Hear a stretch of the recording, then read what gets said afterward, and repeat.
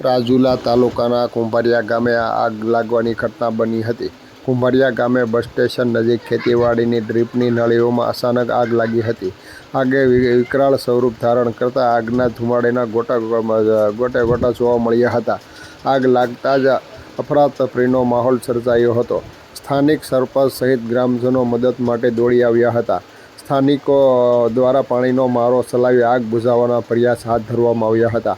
આ ઘટનાને પગલે લોકોના ટોળેટોળા એકઠા થયા। ભારે જહેમત બાદ આગ ઉપર કાબૂ મેળવાયો હતો। આગ લાગતા જ ખેડૂતોની ખેતીવાડીની ડ્રીપ સહિતમાં મોટા ભાગમાં નુકસાન થયું હતું।